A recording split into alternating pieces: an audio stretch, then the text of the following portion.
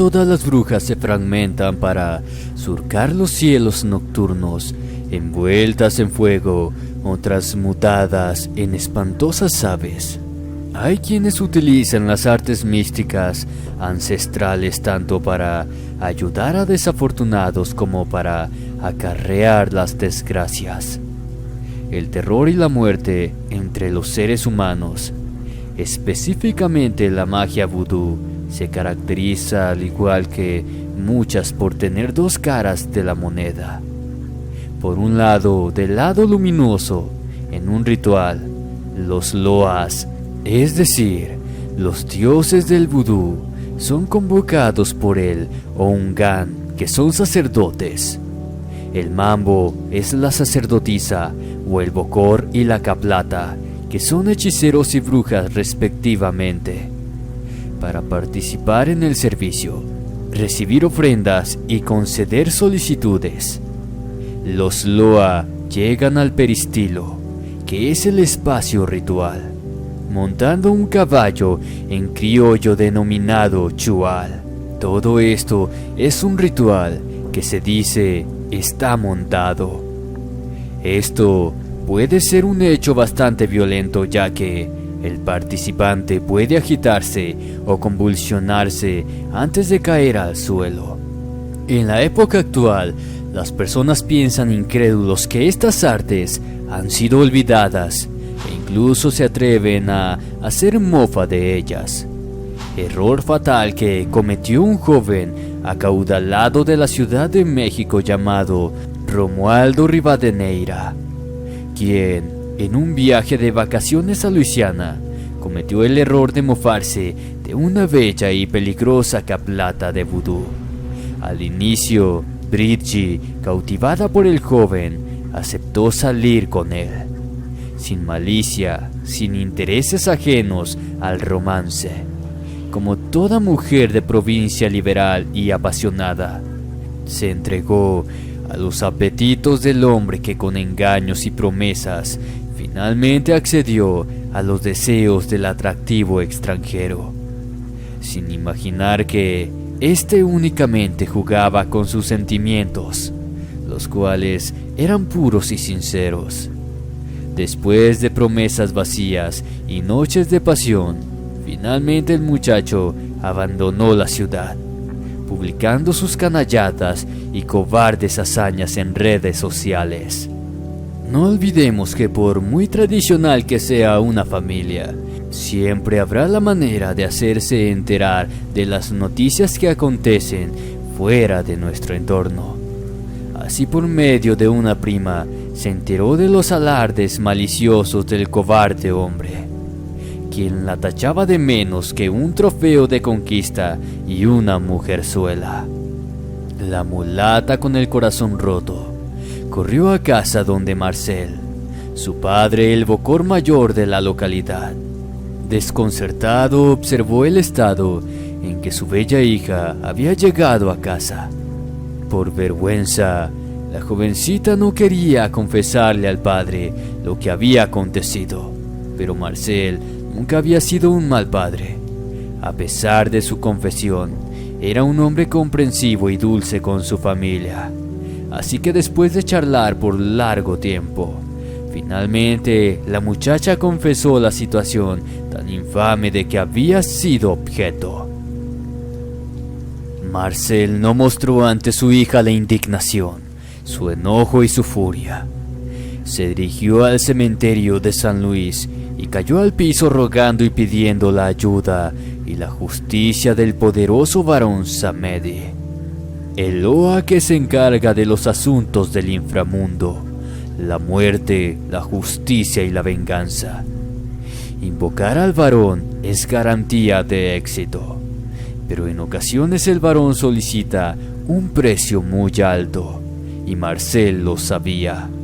Así que el varón apareció detrás de él, hablándole en francés tradicional, en esa zona mezclado con su propio idioma, ya que esos modismos son muy usados entre las amistades más entrañables, así como galantería o gesto amistoso. El varón colocó su huesuda mano con un puro como es costumbre y dijo: «Bonsoir, mon ami. ¿En qué puedo ayudarte, Marcel? Mi pequeña ha sido objeto de una canallada, de una ofensa muy grande por parte de un extranjero. Ha jugado con sus sentimientos y ha mancillado su cuerpo y su espíritu. No te llamaría mon ami si no fuera realmente necesario». Mientras charlaban, la niebla hacía que la oscuridad y fría noche tomase un tono más lúgubre y siniestro. El Loa pactó con el Bokor y acordaron el precio a pagar, retirándose Marcela a su hogar con una mueca mezcla de satisfacción, alegría y resignación. A la mañana siguiente, llamó muy temprano a Bridgie al peristilo, que es donde solamente los Bokores y las Kaplatas pueden entrar. El centro ceremonial, la base espiritual de la comunidad del vudú, y comenzó a mostrarle y enseñarle todos los oficios y trabajos que una Kaplata debe llevar a cabo. La forma correcta de llamar a los Loas, el día y la firma de cada uno. Para la chica era un privilegio, pero pensaba que era demasiado repentino y algo en la expresión de su padre le inquietaba. Cuando se le invistió con los honores de la Kaplata, inmediatamente hizo contacto con los Loas ancestrales. Su ascendencia vudú le permitía desarrollar los dones oscuros del antiguo vudú de Angola, así como sus ancestros al liberarse de los franceses en Haití y antes de ellos los angoleños que rompieron las cadenas de los belgas y portugueses. Los poderes de la chica eran sorprendentes y ello le permitió descubrir el porqué de la expresión de su padre, ya que el trato que había prometido Marcel era su propia alma y vida para que su hija alcanzara su máximo poder y pudiera ejercer su justicia, o en este caso, su justa venganza. La chica no daba crédito a lo que veía, el cómo su padre se iba desvaneciendo poco a poco hasta que podía verse a través de su propio cuerpo. Bridgie trató de detenerle, de pedirle que no se fuera, pero una mano cadavérica, aún cálida y familiar, se lo impidió. Se trataba del varón Samedi, quien, con una expresión de empatía y comprensión, se dirigió a la joven bruja diciéndole: «No puedes evitarlo, mon chéri. Tu padre solamente hizo lo que creyó correcto. Esa noche, en el cementerio me contó la desgracia por la que te hicieron pasar. Él estaba sumamente preocupado por ti, pero el precio por lo que él pedía era demasiado alto. Así que, en vez de que tú perdieras tu alma o tu cuerpo, Marcel ofreció los suyos, con la única condición de que tú heredases todo el poder que a él le pertenecía, así como desarrollar el tuyo al máximo». Bridgie observó cómo su padre desaparecía por completo, mientras volvía la mirada al varón, quien le decía que secara sus lágrimas, que no permitiera que el sacrificio de su padre fuera en vano, que ahora tenía todas las posibilidades de hacer justicia o venganza, por lo que, observando a Loa con fuego y rabia en sus bellos ojos, ella reclamó una sola palabra: venganza, al tiempo que el cielo de Luisiana mostraba la cercanía de una tormenta como nunca se había visto. Los Hongans de Luisiana y Nueva Orleans dieron la bienvenida a la nueva Kaplata. Los Mambos sabían del poder que la chica poseía, así que le rindieron pleitesía, como si de la misma María Lavo se tratase. La sangre de Bridgie provenía del linaje de los Lavo. Por derecho, le pertenecía el bastón de mando que había pasado de generación en generación hasta su ahora finado padre.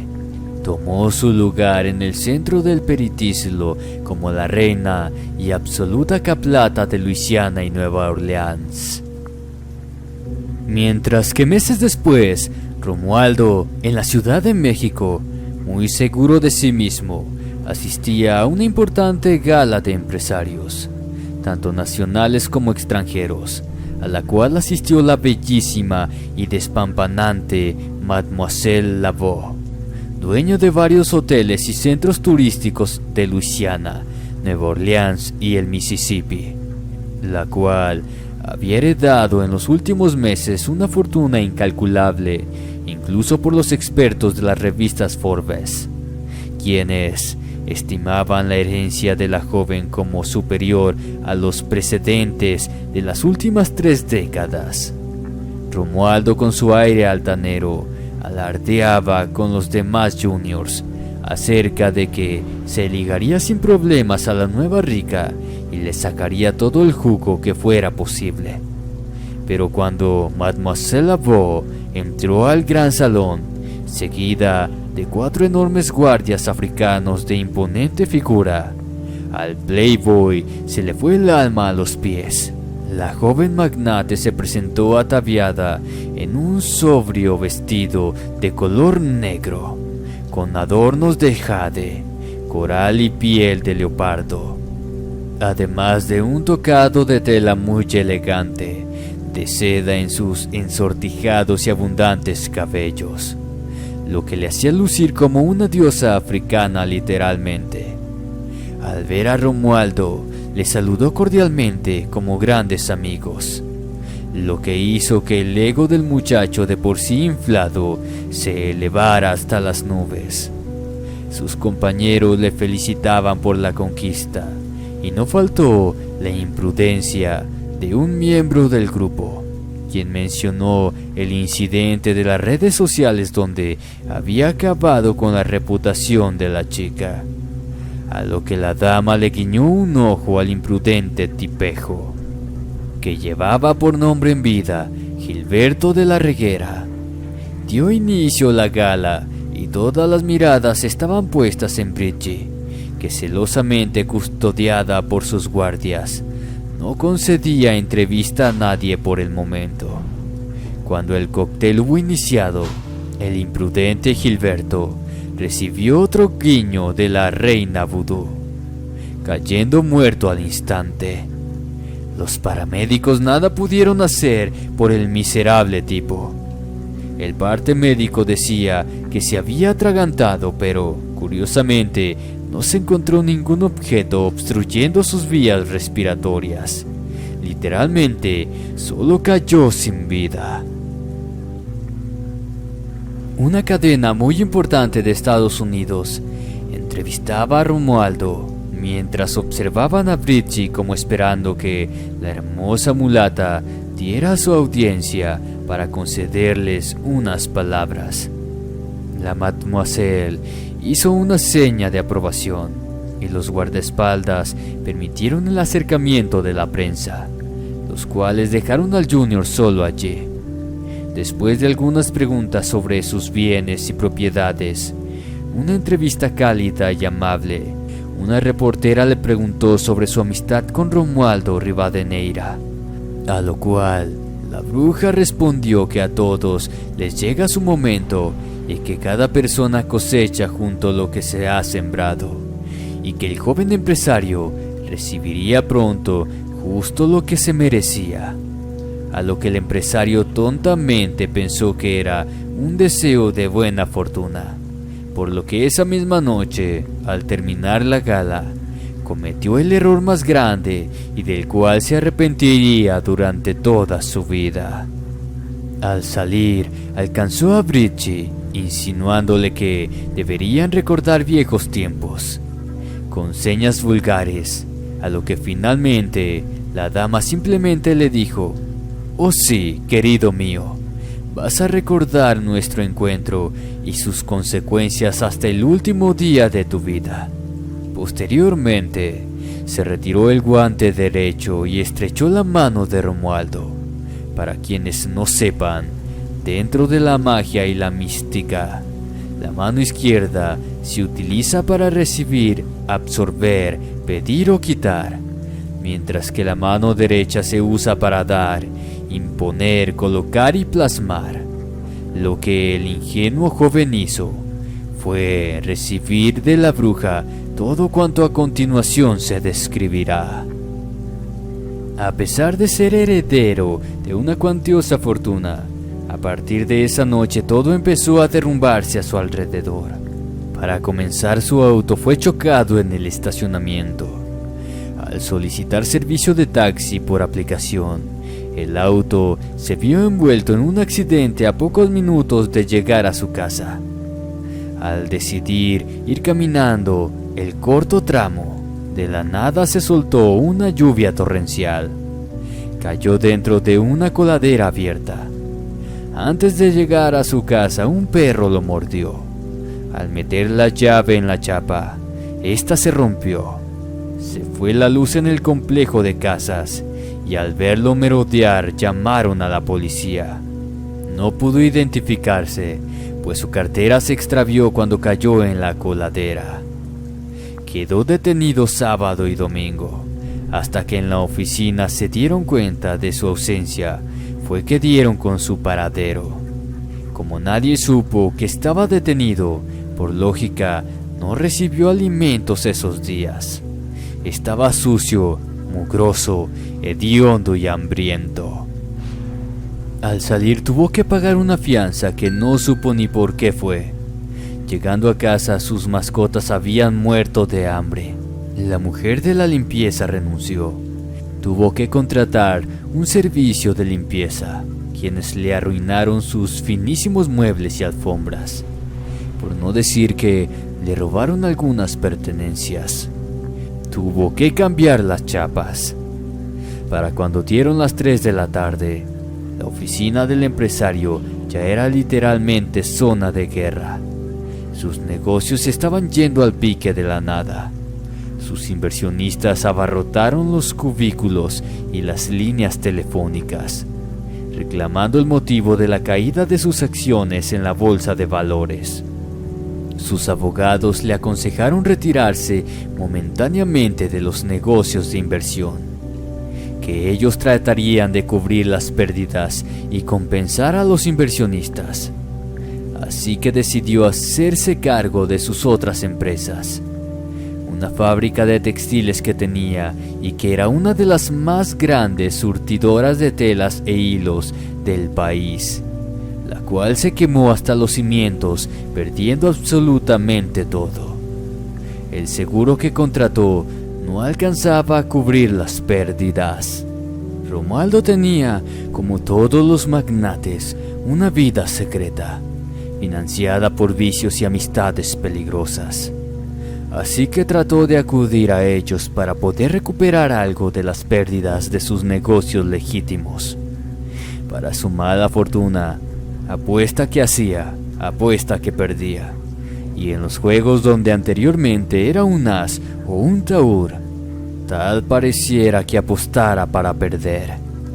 Sus amistades peligrosas no tardaron en darle un primer aviso de que debía pagar sus deudas, por lo que tuvo que ceder los derechos de algunas propiedades por una fracción de su precio, si deseaba seguir caminando, pues ese fue el incentivo de los mafiosos: o pagas o te quebramos las piernas. Y eso solamente era el principio del sinfín de sucesos desafortunados de la larga cadena que se vino sobre él. Al parecer, sus contadores habían omitido ciertos ingresos que, por parte de algunos tratos políticos, le habían beneficiado durante años, encontrando la policía fiscal que las dichas propiedades eran zonas protegidas por la Secretaría de Medio Ambiente y que habían sido taladas y dañadas de manera ilegal, por lo que nuevamente cayó preso. Sus abogados lograron sacarlo del aprieto, pero debió pagar una multa millonaria que minó exponencialmente su decadente fortuna. Una tarde fue a cenar con el jefe de su cuerpo de abogados, y en ese exclusivo restaurante vio nuevamente a Bridget, con su porte impresionante y su gran majestad, siendo atendida por lo más selecto del personal del restaurante. El abogado le dijo que lo olvidara, que esas personas son inalcanzables, a lo que Romualdo volvió a jactarse de lo que había tenido con la bruja vudú en el pasado.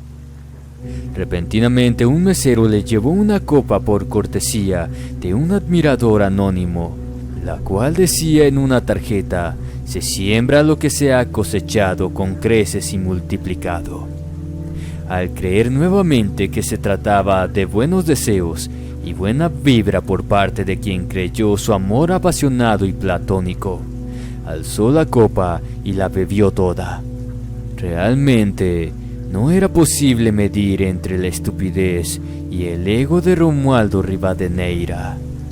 Una vez que hubieron terminado la cena, notó que la dama ya no estaba sentada en su mesa. Aunque no le tomó atención, su abogado le preguntó que qué tanto volteaba a esa mesa y le comentó acerca de Bridget, pero el abogado le respondió extrañado que desde que llegaron él había estado volteando en esa dirección y que la mesa siempre había estado vacía. Al mirar la copa, notó que la tarjeta que le acompañaba estaba en blanco.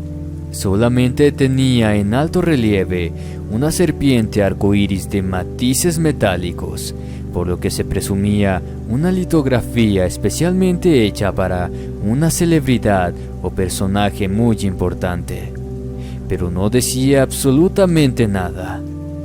Al salir del restaurante, Romualdo comenzó a ponerse pálido y a sudar frío. Su abogado tuvo que solicitar su traslado de emergencia a un lujoso hospital de la Ciudad de México, donde los médicos, a pesar de su vasta experiencia, no podían diagnosticarle ningún padecimiento al millonario. Literalmente, el jefe de médicos le dijo al abogado que él no tenía absolutamente nada físico, que trataría con antibióticos y oxígeno puro, pues probablemente se tratase de alguna infección o bacteria, aunque no descartaban que se tratase de un ataque de ansiedad, después de todos los sucesos que aún seguían aconteciendo sobre el miserable sujeto. Para el atardecer de su segundo día internado en ese hospital, Romualdo vio por el pasillo la exuberante figura de Bridget, observándole fijamente y sonriendo de manera maliciosa y diabólica. A pesar de estar inmovilizado por los sedantes y las correas para que no se hiciera daño, hizo un esfuerzo inhumano para alcanzar el botón de emergencias, el cual acudieron 2 enfermeras y 2 elementos de seguridad, y aunque les dio descripción de la siniestra mujer que le acosaba, nadie pudo encontrar nada ni en el hospital ni en los alrededores. Se dio aviso a su abogado que quizá Romualdo podía ser víctima de un atentado. Un licenciado acudió rápidamente al nosocomio solamente para seguir dando malas noticias. Esa mañana justamente había perdido 2 empresas transnacionales dedicadas a la exportación de plásticos y derivados. «Al paso que vamos», dijo el legista, «perderás todo en el lapso de 2 meses».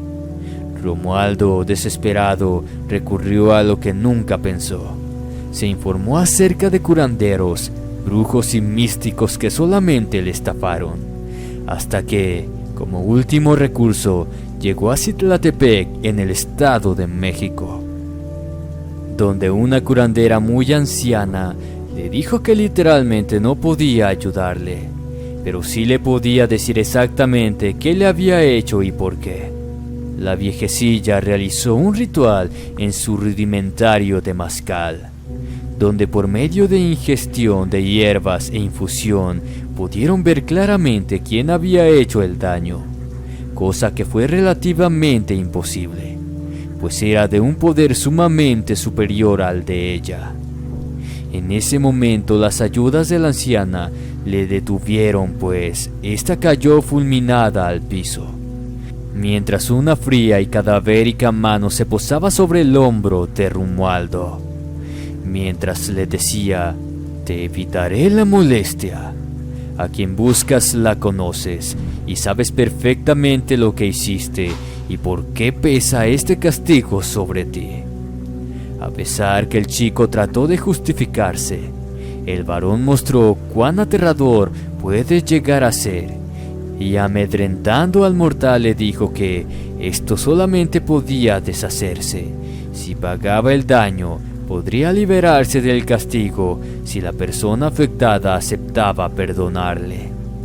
Así que le dijo que le llegaría la forma de ir a su destino en el último momento y que no buscara ayuda, pues sucedería lo mismo.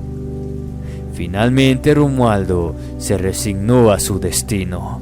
Al pasar de los días y las semanas fue perdiendo absolutamente todo cuanto tenía. Perdió empresas, propiedades, autos, acciones, cuentas bancarias, incluso sus ahorros. Todos sus familiares, amigos y conocidos le dieron la espalda. Al verse en la necesidad, tuvo que pedir trabajo, cosa que no pudo lograr, pues aparte de que no sabía hacer nada, por una u otra razón le rechazaban, hasta que llegó el momento que tuvo que mendigar para poder comer. Maltrecho, dolorido, hambriento, descalzo y en harapos, por fin su orgullo y su ego se quebraron. Cayó de rodillas suplicando perdón, cuando repentinamente a sus pies cayó un boleto de primera clase de ida con destino a Luisiana. Ya le esperaba un taxi que le llevó a un hotel. En la habitación había un ropaje completo, justo como el que llevaba el día que mancilló el honor de Bridget. Se duchó y se vistió apresuradamente. Se dirigió al aeropuerto y abordó el avión. Curiosamente, él era el único pasajero en primera clase. Comió todo cuanto pudo y bebió como desesperado, como si supiera que era su última cena. Llegando a la zona de arribos del aeropuerto internacional Louis Armstrong, ya le esperaba una limusina antigua, la cual le dirigía a su destino final. Quien hubiera sido un hombre altanero, elitista e intolerante, ahora parecía un cordero camino al matadero. Al llegar al peristilo, dos mayordomos le dijeron que la gran caplata ya lo esperaba. Cuando llegó frente al trono y reconoció a Bridget, llorando cayó de rodillas pidiendo clemencia, que tuviera piedad, que se portase indulgente con él, que había perdido todo, que no le quedaba absolutamente nada en el mundo. La caplata le recordó todas y cada una de las veces que la gente del pueblo se burlaban de ella cuando compartían sus fotos sin ropa en un cuarto de hotel, de los textos ofensivos y degradantes que causaron que todos le señalaran y le insultaran hasta el cansancio, que recordara las falsas promesas y mentiras con que le rompió el corazón. Y por todas y cada una de esas ofensas, ella con lágrimas en los ojos le perdonó. Ante la mirada compasiva y sufriente de todos los que estaban allí, la reina Vudú dijo: «Lo único que no puedo perdonarte, ni en esta vida ni en la otra, fue que le hayas roto el corazón a mi tata. Mi papá sacrificó su propia vida y su alma por tu culpa, maldito. Por eso te condeno a perder tu cuerpo, a que vivas arrastrándose como la alimaña ponzoñosa que eres. Te condeno a vivir alimentándote de los cuerpos descompuestos de aquellos que no tienen lugar de descanso hasta que la última línea de mi sangre se termine. Tú no podrás morir aunque supliques por ello». Un enorme relámpago iluminó el cielo de Luisiana, mientras la macabra carcajada del varón se dejaba escuchar entre los truenos. Nadie sabe exactamente cómo o de qué manera Romualdo sufrió su castigo. Simplemente se sabe que una extraña clase de gusanos han sido encontrados en las fosas comunes y en los lugares donde los cuerpos recuperados de accidentes en el mar y en la tierra no pudieron ser identificados. Son una especie de gusanos grotescos, los cuales, si les miras de cerca detenidamente, pareciera que tienen el rostro de un hombre que llora amargamente a causa de la maldición de Bridgie, la bruja vudú.